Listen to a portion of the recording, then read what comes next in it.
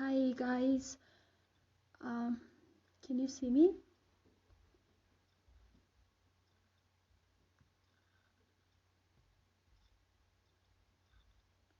Hi guys.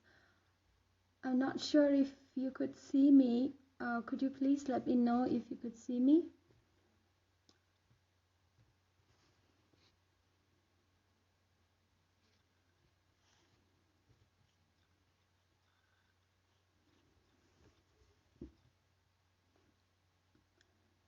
Um, all right. Can someone please let me know if you could see me?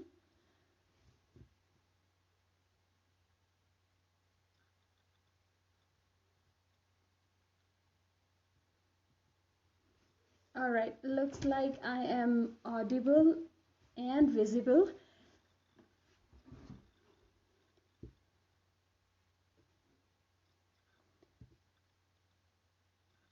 Great.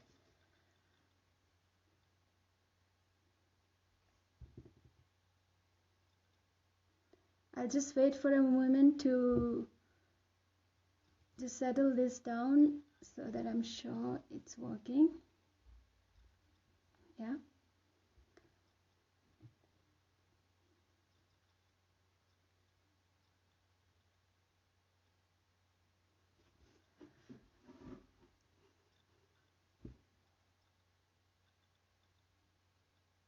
Thank you so much for joining, guys. Please let me know if I'm not audible or if I am not visible, yeah?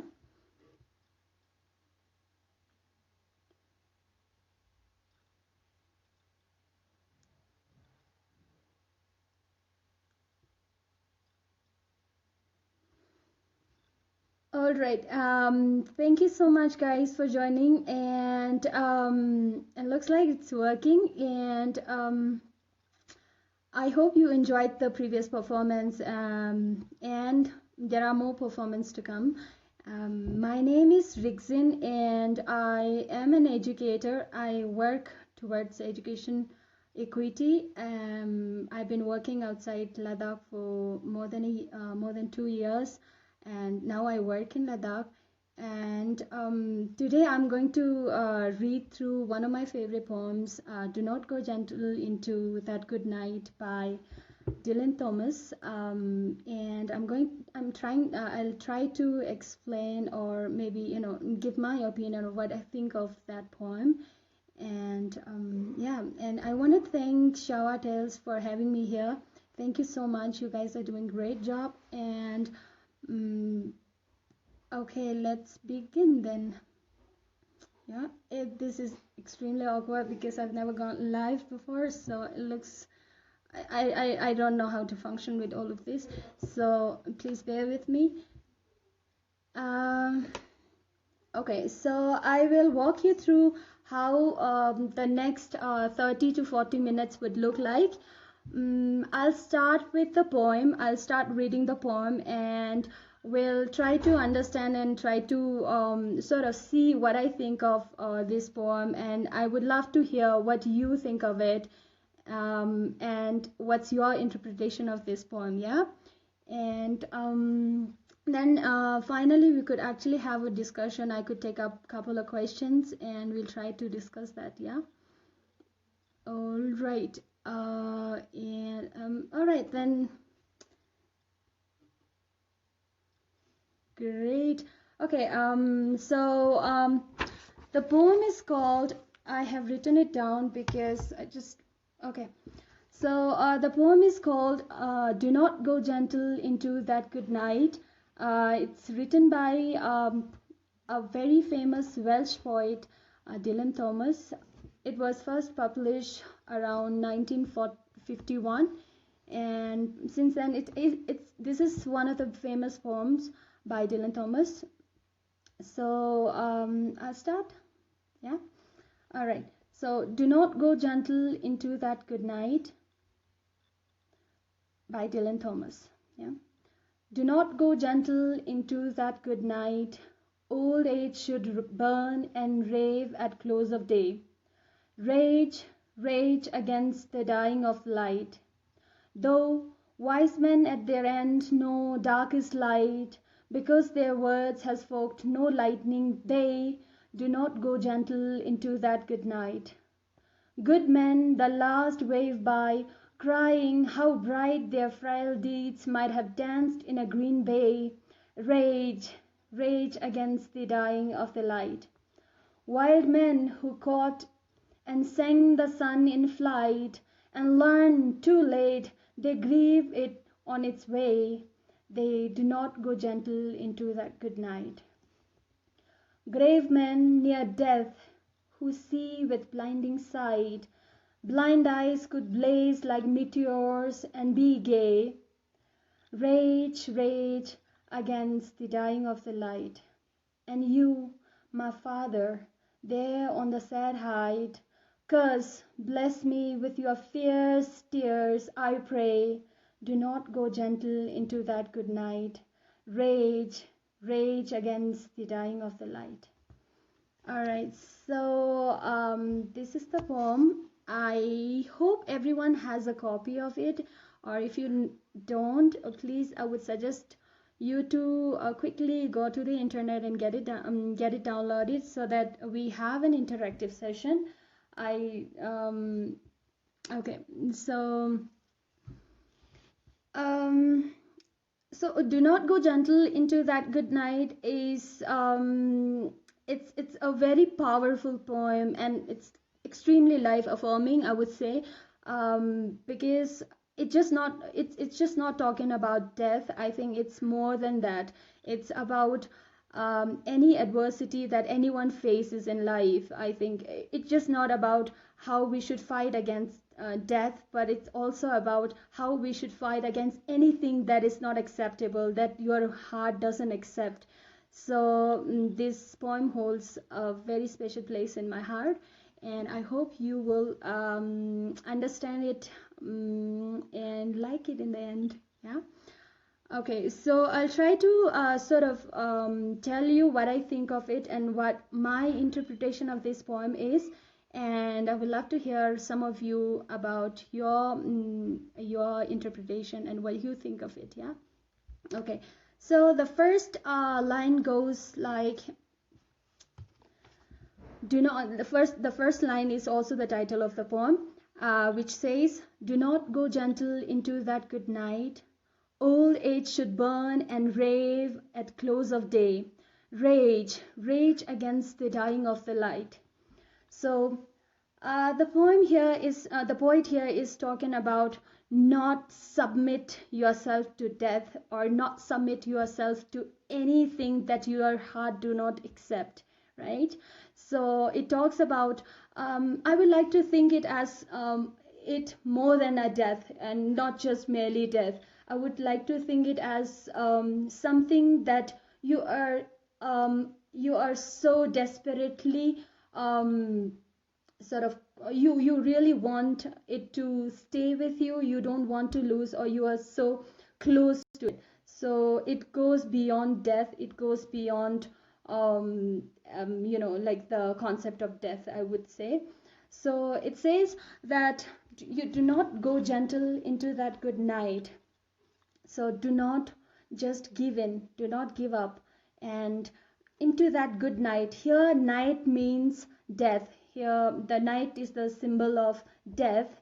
But the interesting part is he says good night.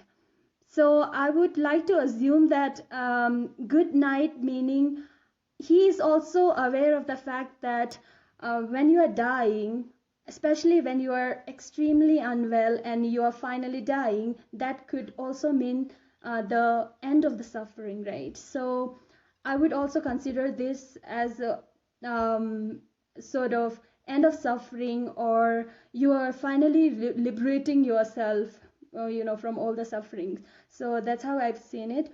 So do not go gentle into that good night, meaning just do not submit yourself to that night or that death, or keep on sort of rebelling or resisting death if you could. Yeah. And the next line says, old age should burn and rave at close of day. Old age, even if we're at the end of our life, old age should burn and rave at close of day. So close of day again means death here. So it's very interesting how Dylan Thomas has used night, close of day, like dying of the light, as a metaphor for life and death, especially death, because I feel that death is as natural as day and night, like as a peaceful transition of day to night. We should see death as natural as day and night. So that's why I think he has used all the metaphors similar, or like in terms of day and night, because it's natural, because eventually we all are going to face death, right? So that is something that I was thinking of. So it says that old age should burn and rave at close of day. We should, even if we are approaching towards death, we should burn, or we should like sort of fight against it. Yeah, rage against the dying of the light. Here the word rage has been repeated, which means the poet is trying to emphasize a lot on fighting against it. Yeah, raged rage against the dying of the light. Dying of the light again is the end of your life or death, right? So it says that you do not go gentle into that good night. Old age should burn and rave at close of day. Rage against the dying of the light. So the next stanza begins with all the stanzas begins with different kinds of people and how they perceive death as, and how they accept death as, or do they accept death, or do they like sort of try to ignore it or just be indifferent to it. So the first kind of person is, though wise men at their end know dark is light. Though wise men at their end know dark is light, because their words had forked no lightning, they do not go gentle into that good night. So it says that wise men, even if they know that death is inevitable, that everybody has to face death eventually, because their words had forked no lightning, that means because they haven't done anything impactful, or they haven't contributed enough, or they haven't lived enough, because their words could also be their action, right? So because their action was not impactful enough, it says that their word had forked no lightning, they do not go gentle into that good night, because they haven't done any enough in their life. They don't want to die. So it talks about wise men, people who knows about the existence of, or the concept of life and death and after death, but they're not willing to die, because they know that they haven't done enough in their life. So it implies to everybody. Just because we are in our youth, we don't really ponder on such things. We don't really think through how our life is going to be, when you look back, and it is going to reflect on us like a mirror, where we are going to sort of have everything in front of you. So at that time, are you going to regret it, or are you going to die peacefully, accepting that you have done enough? So this is something that the poet is talking about. Please let me know if I'm making sense, if I make sense. I'm not really sure, because I cannot have the two-way conversation. So please let me know. All right, so I'll just go on. So the next kind of person is good men. So it says that good men, the last wave by, crying how bright their frail deeds might have danced in a green bay.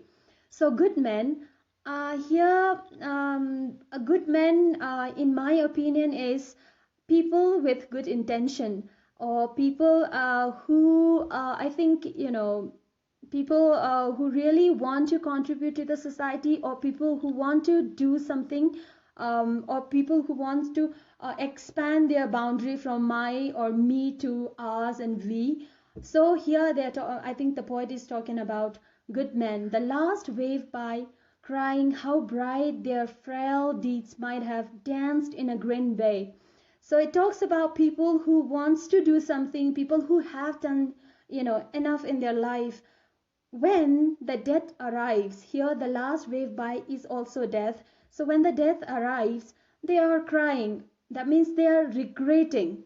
They are regretting because how bright their frail deeds might have danced in a green bay, which means that even if they have done things, they could have done more given an opportunity. So green bay, I am trying to sort of link it to fertility, which means opportunity.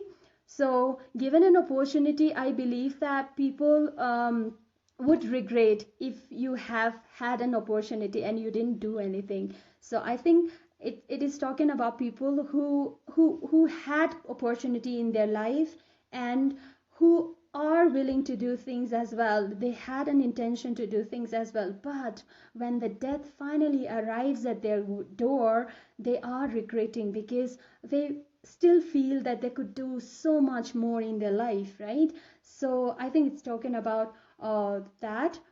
Okay, so that's why they want to rage against the dying of the light. That's why they don't want to die. They want to resist death, and they want to live a little longer. Yeah. Okay, so the next one is wild men who caught and sang the sun in flight and learned too late. They grieved it on its way. Do not go gentle into that good night. Yeah. Okay, so wild men, I will leave it to your interpretation. For me, I would say that wild men are people who are a little reckless, a little sort of carefree, because they don't really think about consequences of their actions. I'm not really sure, but that's just my opinion. I feel that these are the people who are reckless, who are just like, they just do things impulsively. But when they are dancing, they're enjoying the moment, when they're living their life, right? And learn too late. They have learned too late that they grieve its own way. Because they were so involved in enjoying life and not really thinking about the consequences, or maybe they were not really thinking about the end of the life, or they were not really thinking that things are not there forever, right? So they sort of understood it very late, and now they are regretting, and they're like they are really sad that this is going to end. That's why do not go gentle into that good night. That's why they don't want to die. They want to live for a little longer, and they want to hold on to life, even though they have enjoyed a lot in their life, but they still want to hold on a little longer and try to sort of be there for some time, some more time. So this is about the wild man. And the next is grave men near death who see with blinding sight. Blind eyes could blaze like meteors and be gay. Rage, rage against the dying of the light. So the last kind of men are grave men. Grave could also mean dying person, or people who are like men who are going to die soon, who are on their deathbed. But this could also mean serious men, people who are really like philosophical people, or people who really think a lot.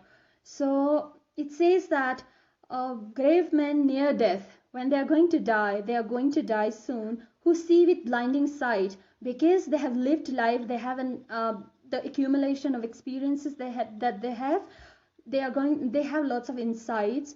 Blind eyes could blaze like meteors and be gay. It says that even if their eyes are blind, as in they are going really, really old, but they could still burn like meteors. They could still shine like a bright star. So I think people, it doesn't matter how old are you, your ability to live life, your ability to sort of see things, your ability to live life has no boundary. So it talks about whether you are an old person or you are in your youth, you have the complete ability to enjoy your life, live your life, and make some impact. Yeah. So the last a few lines, Dylan Thomas has directly said it to his father, ailing father. His father was going to die. So the entire poem he wrote for his father, who is, you know, who is on the deathbed. So here he is directly talking to his father. It says, "And you, my father, there on the sad height, curse, bless me now with your fierce tears, I pray. Do not go gentle into that good night. Rage, rage against the dying of the light." So here the entire poem was very universal, but but all of a sudden it became really personal, right? Where earlier he was talking about, you know, death as a universal concept, but here he became really personal, and he's talking directly to his ailing father. He says that, "And you, my father, there on a sad height." So sad height could literally mean a place a little heighted, you know, above on a bed. I could envision it as a, you know, where Dylan Thomas is sitting and next to him his father is there on the deathbed.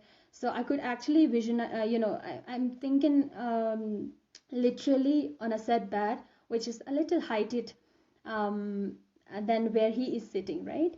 But it could also mean, sad height could also mean when you're unwell and you're going to die because you have suffered a lot, you have reached to a point where there's no suffering left to for you to have, right? So you have reached that height of sadness or loneliness or illness or unwellness, right? So that's what I am thinking of.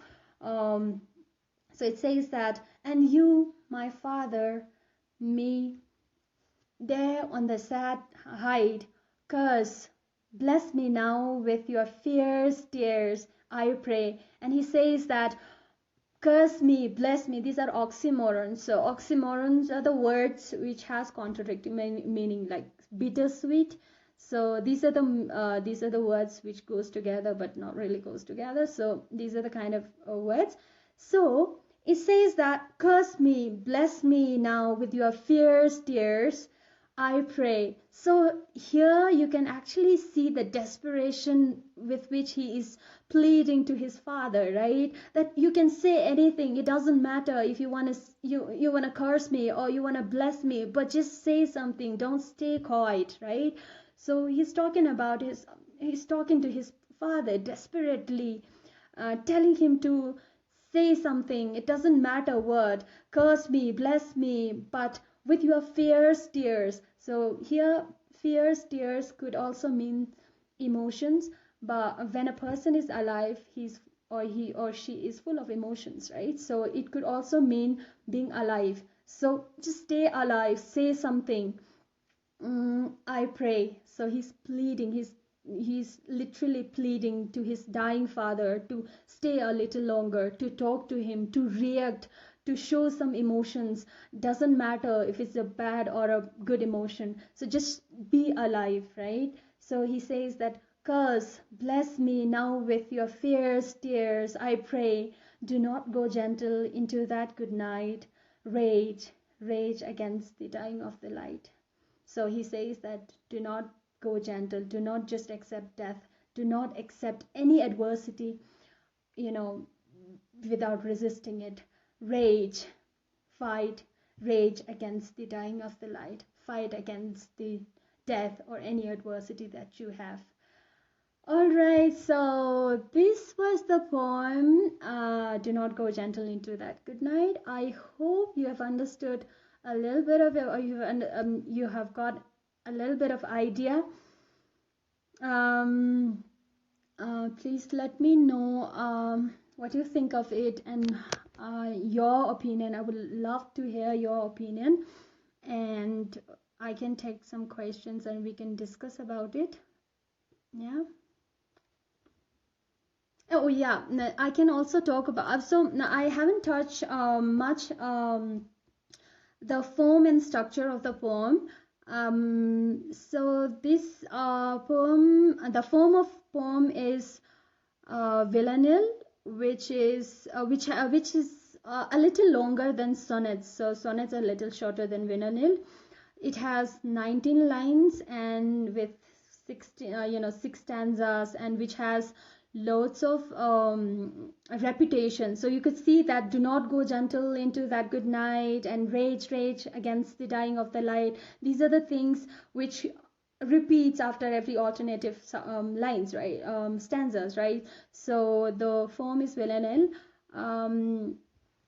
So yeah, if you have question, you can let me know, and or you can ask me question and we could discuss. Yeah.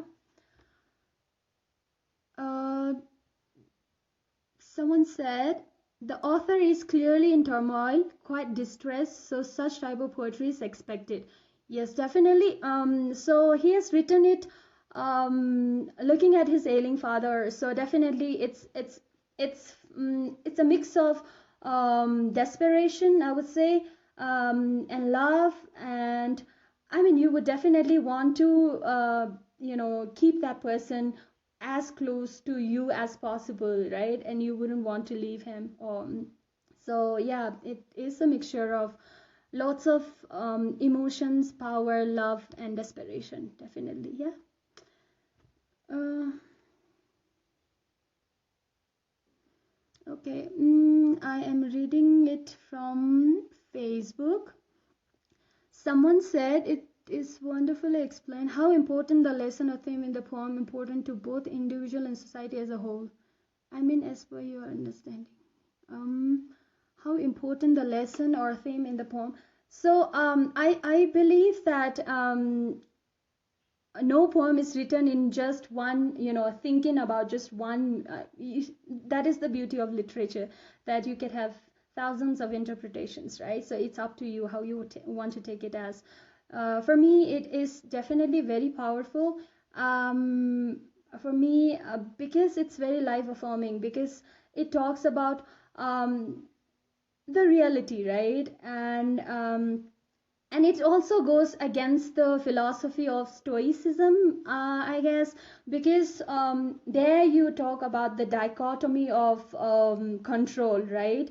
That there are things which you can control, there are things that you cannot control, right? So but here it is against that. Here it is, like the poem is very structured, which could also mean that he's trying to control, like life. You are trying to control it, or you are trying to sort of make it happen, even if it's not in your hand. So yeah, that's why it's quite powerful for me.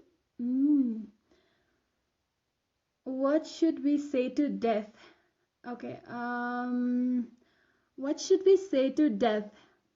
um I don't think we need to sort of explicitly say anything, but I think it's more of an action, like how you take it as, and what's your perspective towards death, I guess. I mean how you look at it as, if you think that it is also a part of your life, then it goes smooth. But it also becomes more than that, right? It also becomes the process, because it involves a lot of emotions and your personal bonding, your internal and external being. So yeah.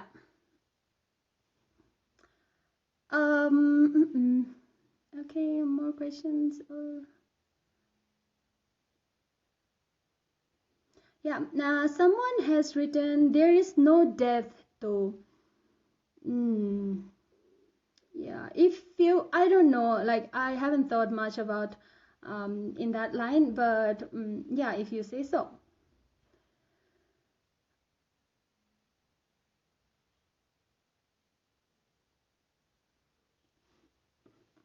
Do I have more questions?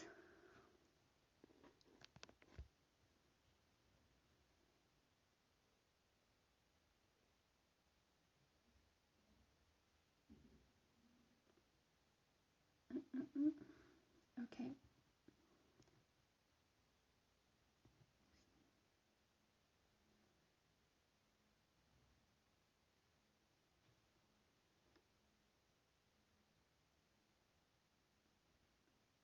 Not just curse or pray, the poem has several moments involving oxymorons or evokes juxtapositions.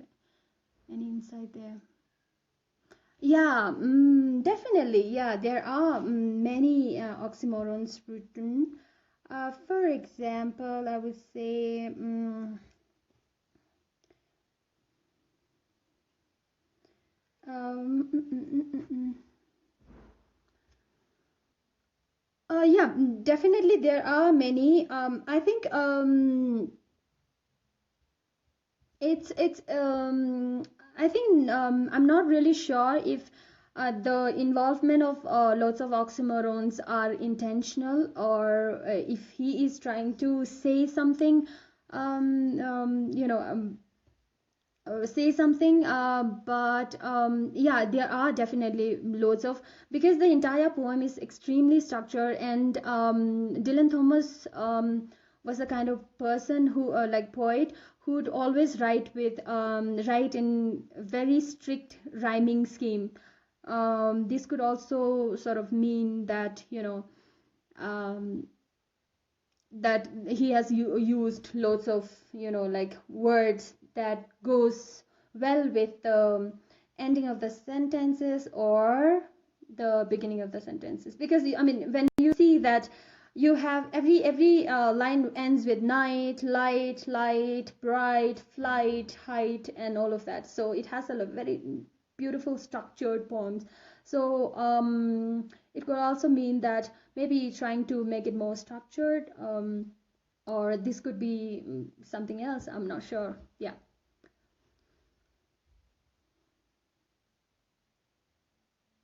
mm, mm, mm, mm. So yeah, uh,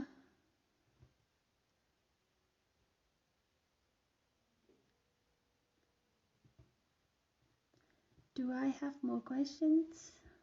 What is the name of poem? Yeah, so the poem is Do Not Go Gentle Into That Good Night by Dylan Thomas. This poem, he was influenced by, I haven't read much of it, Stanzile, so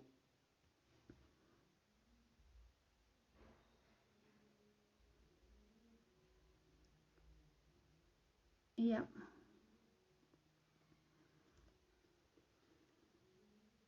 Mm, mm, mm.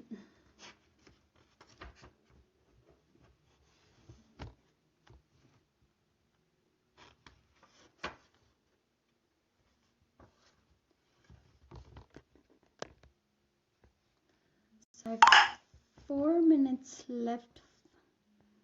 If you have any questions, or if you want to share your understanding of poem, I would love to read it out. That would be great. Yeah, yeah. So the interesting, someone has written that. What's your take on the poem used in movie Interstellar? I'm not. I haven't watched the movie, but I have certainly watched the scene where the poem was shown. So I'm not really sure what happens in the movie, but it certainly is the poem was certainly featured in the movie Interstellar, where I think her father, someone's father is telling them while they were sort of taken off, not to go gentle into that good night, rage, rage against the dying of the light. I think they are. I think he's talking about not to give up, and not to just sort of accept what comes their way and fight against it. It's just a kind of motivational sort of message before they take off, I guess. I haven't watched the entire movie, so but it is there in Interstellar. Yeah.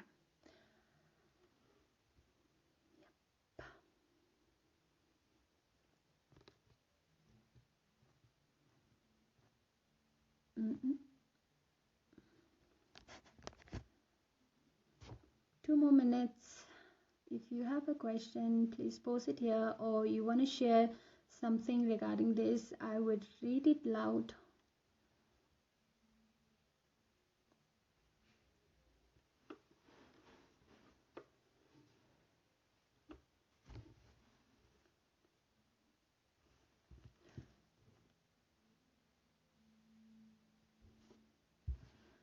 I felt his father's condition might have put him into the introspection. He started reflecting about death, and suddenly, when he realized it's happening in his life or to his father, he wrote the last line.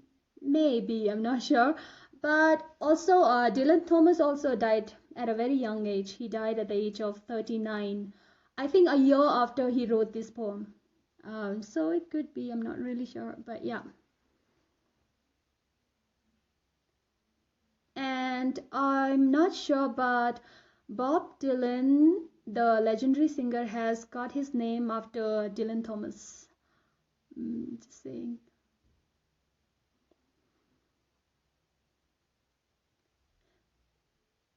Yes, definitely. Like the next last paragraph. I mean, yeah, it looks like he's not able to accept the reality. He's not able. He's just being stubborn, or he wants to sort of change it, and he wants to um, sort of fight against what is natural, I guess.